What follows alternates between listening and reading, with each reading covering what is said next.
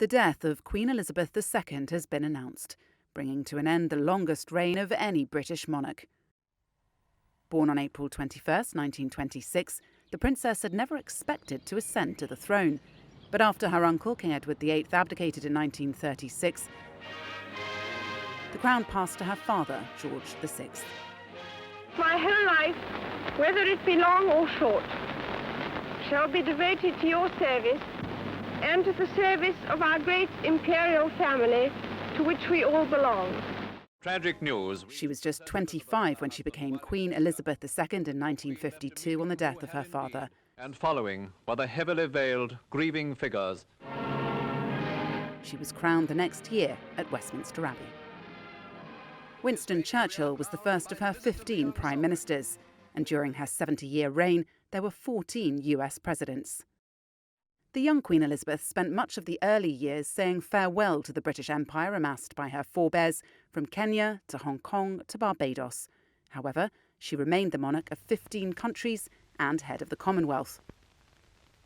Her own personal union to Prince Philip stayed solid for 74 years until his death in April 2021. The couple had 4 children, beginning with Charles, who was born in 1948 and who now succeeds her to the throne. The Queen's life became one of public duty, attending thousands of official engagements across the globe. She was loved and respected by many. Millions turned out to celebrate her 70th year on the throne in June 2022. The Queen herself had to step back from some of the partying due to recurring health problems. Commentators agreed that she came across as a dignified, down-to-earth and witty woman. Critics said she was too solemn and distant, a woman recognised by millions but known by hardly anyone.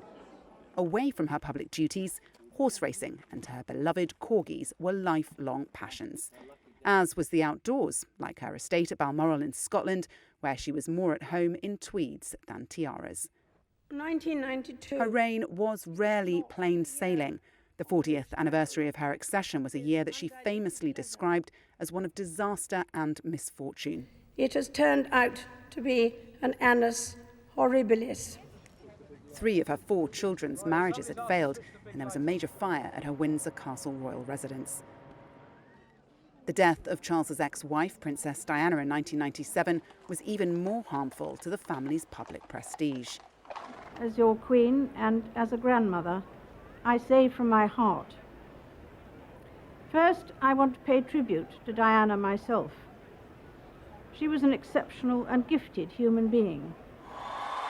In years later, some of the damage was repaired by events like the marriage of her grandson William to commoner Kate Middleton in 2011, watched by billions around the world. But with Queen Elizabeth's death, the monarchy's future is likely to face scrutiny like never before. Polls suggest Charles will be a far less popular British monarch. And there are other challenges. Prince Harry and his American wife Meghan giving up their royal duties amid accusations of racism has robbed the institution of 2 of its most popular global figures.